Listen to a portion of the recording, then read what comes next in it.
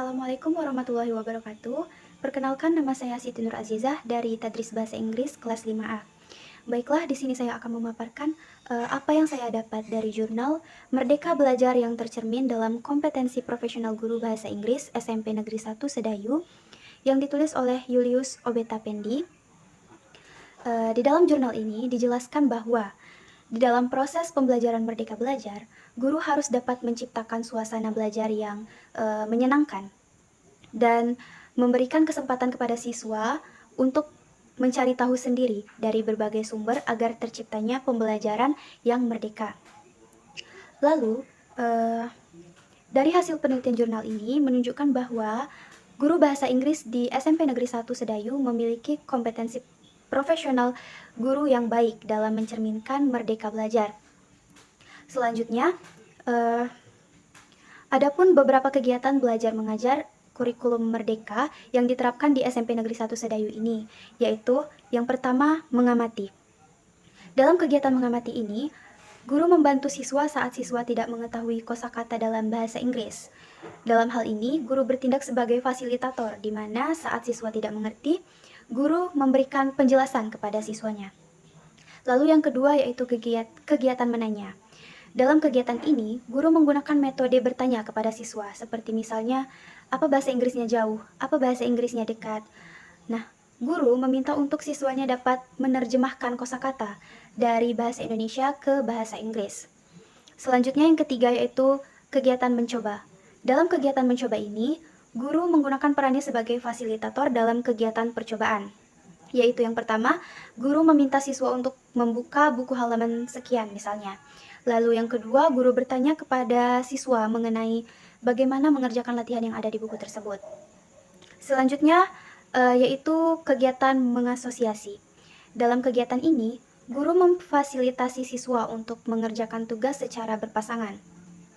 Selanjutnya, guru bertanya kepada siswa berapa lama mampu mengerjakan tugas yang diberikan dan siswa menjawab 15 menit.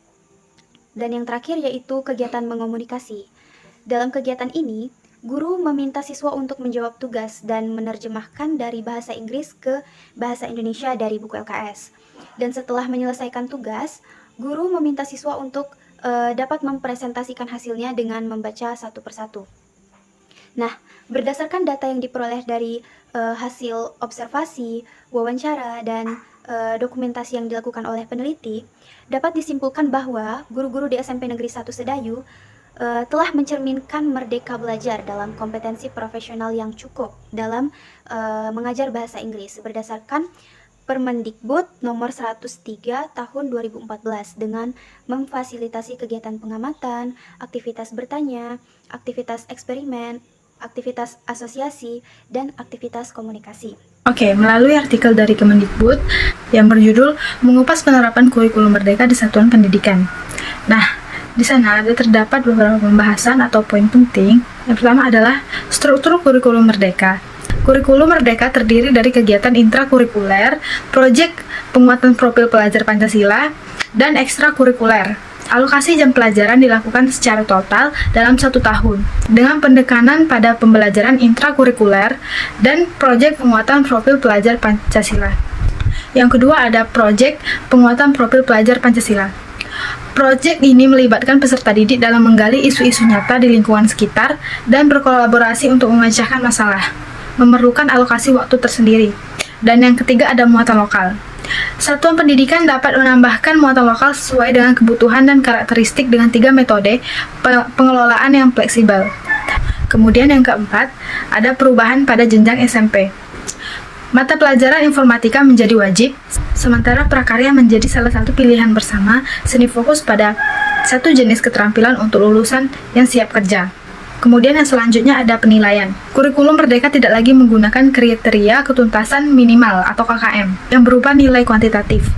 Nilai asesmen formatif untuk mengidentifikasi ketercapaian tujuan pembelajaran. Dan yang terakhir ada peran orang tua. Dukungan orang tua dianggap kunci keberhasilan penerapan kurikulum merdeka dengan peran sebagai teman dan pendamping belajar anak. Nah, dari beberapa poin di atas, terdapat beberapa masalah. Yang pertama, alih alokasi jam pelajaran. Perubahan dalam alokasi jam pembelajaran membuat tampaknya ada pengurangan jam untuk pembelajaran intrakurikuler, walaupun jam tersebut dialokasikan untuk proyek penguatan profil Pancasila. Kemudian yang kedua yaitu penekanan pada satu jenis keterampilan. Pilihan hanya satu jenis keterampilan pada tingkat SMP mungkin membatasi variasi keterampilan yang dapat dimiliki peserta didik. Kemudian selanjutnya ada penilaian berbasis asesmen formatif. Asesmen formatif menimbulkan pertanyaan tentang bagaimana evaluasi kemajuan peserta didik akan dilakukan dengan lebih subjektif. Nah, dari pembahasan di atas dapat disimpulkan bahwa kurikulum merdeka menghadirkan struktur kurikulum yang berfokus pada pembelajaran intrakurikuler dan proyek penguatan profil pelajar Pancasila dengan penekanan pada pengalaman belajar yang berorientasi pada isu-isu nyata. Terdapat perubahan dalam pengalokasian jam pelajaran dan penilaian lebih berbasis asesmen formatif daripada nilai kuantitatif. Orang tua juga diminta untuk mendukung anak dalam pelaksanaan kurikulum ini. Permasalahan yang muncul termasuk pengurangan jam pelajaran yang dapat membingungkan, penekanan pada satu jenis keterampilan, dan tantangan dalam penilaian. Teman-teman, saya Kisha Farin dan saya akan menjelaskan jurnal yang berjudul Kendala Guru Siswa Kelas 7 dalam Pelaksanaan Kurikulum Merdeka di Jenjang SMP yang ditulis oleh Meriska Anggraini. Nah, teman-teman, kurikulum 2013 dan kurikulum merdeka itu sendiri memiliki perbedaan dalam berbagai aspek, seperti mata pelajarannya, metode pembelajaran, jam belajar, maupun penilaian kompetensinya. Nah, kurikulum 2013 itu sendiri memfokuskan pada pembentukan karakter bangsa, sedangkan kurikulum merdeka itu menekankan atau memfokuskan pada capaian pembelajaran dengan penilaian kognitif maupun non-kognitif. Dengan dampaknya, guru harus mempelajari penyusunan perangkat pembelajaran dengan bentuk CP ataupun ATP dan harus mampu menggunakan teknologi dengan baik. Tantangan dalam kurikulum ini itu sendiri, guru-guru kurangnya sosialisasi dan bimbingan dalam tahapan-tahapan tertentu, sehingga guru-guru harus melakukan bimbingan atau pelatihan dengan tahapan-tahapan tertentu yang sesuai dalam kurikulum merdeka. Dari hasil wawancara Bapak Narto SPD selaku Kepala Sekolah SMP Negeri 7 Muara Bango mengatakan bahwa kurikulum merdeka sudah diterapkan di awal semester ganjil 2022. Walaupun infrastruktur sekolahnya perlu ditingkatkan, namun sekolah tersebut akan bersiap dengan baik. Nah, caranya dilakukannya bimbingan atau pelatihan dalam peningkatan kurikulum merdeka untuk guru-guru di sana. Kemudian itu adanya majelis guru untuk melakukan rapat-rapat serta evaluasi agar dilakukannya atau diterapkan kurikulum merdeka tersebut dengan baik. Perkenalkan, saya Intan Permatasari dari Tadris Bahasa Inggris kelas 5A. Di sini saya akan menjelaskan apa saja yang saya dapat di dalam jurnal Implementasi Kurikulum Merdeka sebagai pengganti Kurikulum 2013 di SMP Negeri 1 Ngawi. Kurikulum Merdeka merupakan konsep belajar yang mengutamakan kemandirian dalam mengakses ilmu yang diperoleh dan memberikan kebebasan peserta didik untuk menerima pendidikan formal maupun non-formal. Penelitian ini bertujuan untuk mengetahui implementasi kurikulum merdeka sebagai pengganti kurikulum 2013 di SMP Negeri 1 Ngawi serta kendala apa yang dialami oleh guru dan siswa. Hasil penelitian adalah berdasarkan hasil wawancara dengan siswa dan guru dapat disimpulkan bahwa kurikulum merdeka tidak sama dengan kurikulum 2013, di mana dua kurikulum tersebut memiliki ciri khasnya tersendiri sesuai dengan perkembangan zaman yang semakin maju. Perbedaan kurikulum 2013 dengan kurikulum merdeka adalah: pertama, kurikulum merdeka berlandaskan tujuan sistem pendidikan nasional dan standar nasional pendidikan dan profil pelajar Pancasila, sedangkan kurikulum 2013 berlandaskan tujuan sistem pendidikan nasional dan standar nasional pendidikan. Kedua, kurikulum merdeka menyasar capaian pembelajaran disusun per fase, dinyatakan dalam paragraf yang merangkaikan pengetahuan, sikap, keterampilan untuk mencapai, menguatkan, dan meningkatkan kompetensi. Sedangkan kurikulum 2013, kompetensi dasar, sikap, spiritual, sosial, pengetahuan, dan keterampilan. 3. Struktur kurikulum merdeka yaitu pembelajaran reguler dan praktek penguatan profil pelajar Pancasila. 4. Kurikulum merdeka menguatkan pembelajaran terdiferensiasi sesuai tahapan capaian siswa.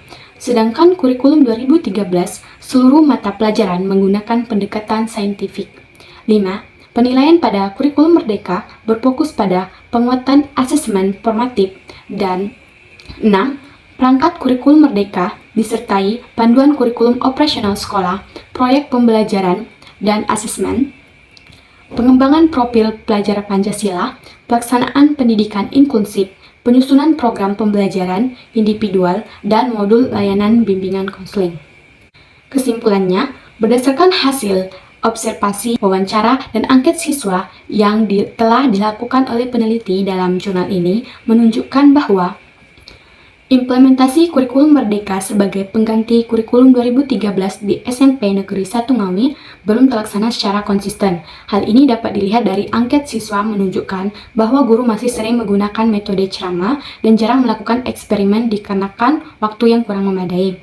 Sehingga perlu memperbaiki proses pembelajaran untuk mencapai tujuan pembelajaran pada kurikulum Merdeka Belajar. Perkenalkan, nama saya Nur Hidayah, saya dari kelompok 1. Di sini saya akan menjelaskan beberapa poin penting yang saya ambil dari video YouTube yang berjudul Implementasi Kurikulum Merdeka pada tingkat SMP. Dalam video tersebut menjelaskan bahwa ada 3 karakteristik umum pada kurikulum merdeka, yaitu yang pertama yaitu fokus pada materi esensial atau materi pokok. Materi pokok ini diberikan tidak begitu luas, tetapi dia mendalam sehingga bisa meningkatkan kompetensi dasar pada siswa SMP. Kemudian yang kedua yaitu pembelajaran berbasis proyek. Pembelajaran berbasis proyek ini tidak ditekankan pada hasilnya, tetapi prosesnya yang bisa meningkatkan soft skill pada siswa dan meningkatkan karakter mereka juga. Untuk yang ketiga yaitu fleksibilitas dalam melakukan pembelajaran. Dalam melakukan pembelajaran, guru harus menyesuaikan dengan konteks sekolah dan kebutuhan siswanya. Sedangkan jika pada karakteristik mata pelajaran bahasa Inggris pada siswa SMP itu ada 4 karakteristik yang penting. Yang pertama yaitu jenis teks yang diajarkan beragam. Misal ada teks narasi, deskripsi, eksposisi, dan lain-lainnya. Bukan hanya tulisan saja, tetapi ada teks lisan yaitu berupa monolog, dialog, kemudian ada teks audio, teks multimodal, dan teks visual. Kemudian yaitu kedua, guru tentunya dapat menentukan jenis teks apa yang diajarkan sesuai dengan kondisi kelasnya. Seperti yang dijelaskan tadi kan di karakteristik umumnya itu guru menyesuaikan konteks sekolah. Jadi dia menyesuaikan pembelajarannya, menentukan jenis teks apa yang cocok pada kelas SMP tersebut. Kemudian yang ketiga yaitu proses belajar berfokus pada peserta didik. Menurut Tyler 1949, proses belajar harus difokuskan pada upaya mengubah perilaku peserta didik yang asalnya tidak mampu menjadi mampu dalam menggunakan bahasa Inggris mereka. Dan yang terakhir, ini karakteristik yang keempat, yaitu pembelajaran bahasa Inggris umum difokuskan pada kemampuan berbahasa peserta didik pada sekolah tersebut. Adapun implementasi terhadap bahan ajar dan pengembangannya pada kurikulum merdeka ini, yaitu bahan ajar perlu diperbaharui. Kan ada beberapa mungkin mata pelajaran yang diubah dari kurikulum sebelumnya ke kurikulum merdeka, itu harus sesuai dengan perubahan nama mata pelajaran tersebut. Kemudian yang kedua itu pengembangan bahan ajar harus dipertimbangkan, pendekatannya bisa berbasis proyek atau yang lainnya. Kemudian fleksibilitasnya tadi yang guru harus menyesuaikan dengan sekolahnya. Baik, sekarang saya Yogi Ardian Saputra akan melanjutkan penjelasan dari teman saya tadi. Baiklah, berikutnya saya akan menjelaskan sebuah jurnal dengan judul Pelaksanaan Asesmen Diagnostik Mata Pelajaran Bahasa Inggris tingkat SMP Negeri dan SMA Negeri, penguatan implementasi kurikulum merdeka di Kabupaten Lombok Tengah. Tang dan Zan pada tahun 2021 mengatakan, dalam hal ini, guru dapat menggunakan berbagai metode asesmen seperti tes, observasi, atau wawancara untuk mengumpulkan informasi tentang kemampuan dan kinerja siswa. Dari hasil asesmen diagnostik ini, guru dapat mengevaluasi kekuatan dan kelemahan siswa, serta merancang strategi pembelajaran yang sesuai untuk memenuhi kebutuhan belajar mereka. Lee tahun 2015 mengatakan, dalam kurikulum merdeka, asesmen diagnostik digunakan sebagai salah satu instrumen untuk mengidentifikasi kebutuhan belajar siswa secara individu. Nah, selanjutnya yaitu pelaksanaan asesmen diagnostik. Ada beberapa tahapan yang dilakukan dalam praktik asesmen diagnostik di sekolah. Yang pertama yaitu perencanaan. Yang kedua, pelaksanaan asesmen. Yang ketiga, pengolahan data. Yang keempat, analisis data. Kelima, interpretasi hasil. Keenam, tindak lanjut. Ketujuh, evaluasi. Nah, kita masuk yang tahap pertama, yaitu perencanaan asesmen. Pada tahap ini sangat penting dilakukan sebelum melaksanakan asesmen diagnostik, karena pada tahap ini perlu dibuat tujuan dan kriteria evaluasi, menentukan alat dan teknik pengumpulan data yang akan digunakan, serta mengumpulkan informasi tentang siswa seperti latar belakang pendidikan, kesehatan, dan kebutuhan khusus. Nah, yang kedua, pada tahap pelaksanaan asesmen. Tahap ini, siswa akan diberikan tugas atau tes yang sudah dipilih pada tahap perencanaan. Tes bisa berupa tertulis, lisan, praktik, atau kombinasi dari semua tes tersebut.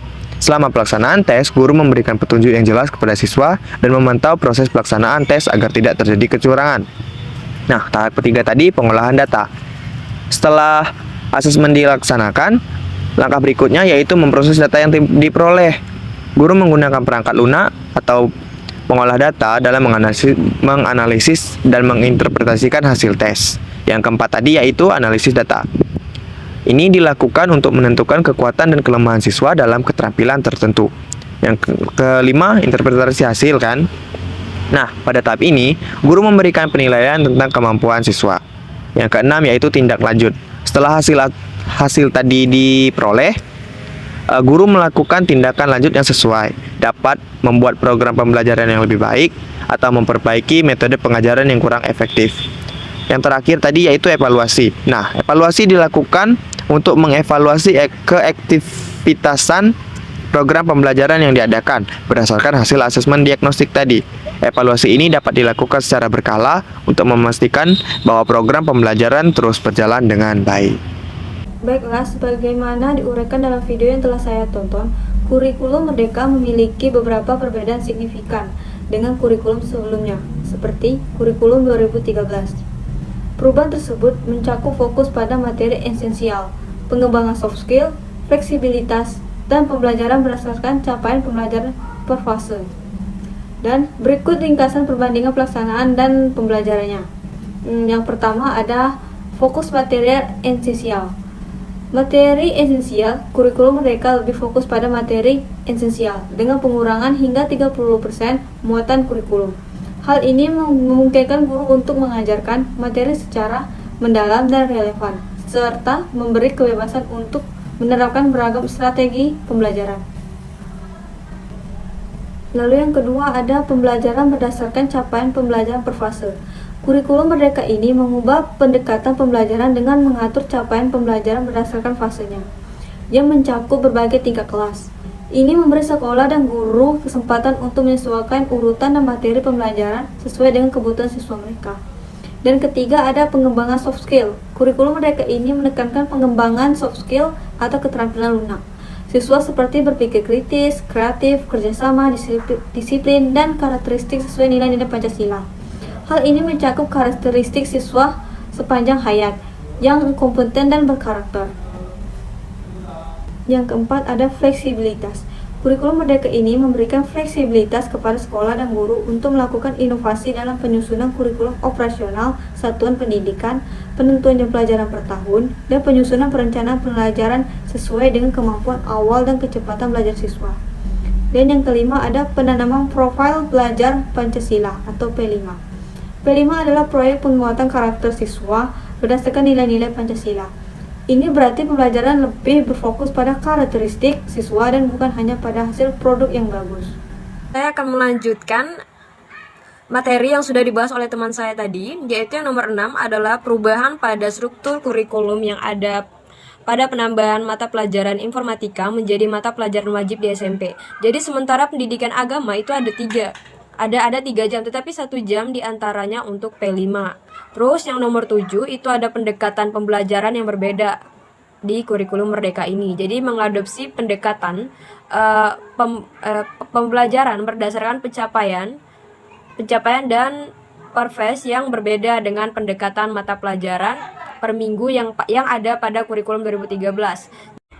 Nah, jadi pelaksanaan kurikulum Merdeka ini berfokus pada pengurangan materi pelajaran hingga 30%, memungkinkan guru untuk memberikan pembelajaran yang lebih mendalam lagi, lebih mendalam, relevan, dan fleksibel. Jadi pembelajaran di kurikulum Merdeka ini mendorong guru untuk berfokus pada materi esensial, literasi dan numerasi. Jadi selain itu juga pembelajaran berdiferensiasi ini juga ditekankan, di mana guru disarankan untuk merancang pembelajaran yang sesuai dengan kesepakatan belajar dan kebutuhan individu. Nah, jadi selain itu penekanan yang diberikan pada pengembangan soft skill ini dan karakter siswa ini. Jadi untuk melalui profil pelajar Pancasila dengan alokasi waktu khusus untuk kegiatan proyek P5 dan juga pada implementasi kurikulum Merdeka ini untuk jenjang SMP. Jadi pelaksanaan dan pembelajarannya di SMP itu pada pengurangan materi dalam kurikulum Merdeka. Materi kurang dibandingkan dengan kurikulum sebelumnya. Jadi hanya berfokus pada materi esensial dengan hanya 30%. Jadi untuk mengurangi pemahaman mendalam pada beberapa topik, tetapi dengan ini juga kurikulum Merdeka bisa membuat guru lebih mendalami materi dan lebih banyak memberi kesempatan untuk pembelajaran yang lebih kreatif. Dengan pembelajaran lebih kreatif lagi, ada juga pembelajaran berbasis soft skill ini. Meskipun diharapkan pengembangan soft skill ini implementasinya mungkin membutuhkan peningkatan sumber daya dan pelatihan guru, dan kurikulum ini kurang terstruktur karena pembelajaran yang lebih fleksibel bisa membuat kurikulum menjadi kurang terstruktur dan memerlukan lebih banyak inisiatif dan guru. Tetapi bedanya ini dapat memberi kesempatan mengakomodasi pembelajaran antara mahasiswa dalam kecepatan dan cara belajarnya, juga dari penekanan pada profil pelajar Pancasila yang berfokus pada karakter dan nilai-nilai Pancasila mungkin kurang relevan bagi sekolah-sekolah dengan populasi beragam. Jadi perbedaan utamanya adalah kayak pendekatan pembelajaran yang lebih mendalam lagi, jadi lebih fokus pada soft skill dan karakter dengan keteguhan dalam penyusunan kurikulum dan penekanan pada literasi dan numerasi dalam kurikulum Merdeka. Jadi pada kurikulum Merdeka ini sudah bagus atau tidaknya tergantung pada banyak faktor, termasuk implementasinya di lapangan dan dampaknya terhadap kualitas pendidikan. Jadi tujuan utama kurikulum Merdeka ini adalah meningkatkan kualitas pendidikan dengan fokus pada karakter dan siswa kompetensi.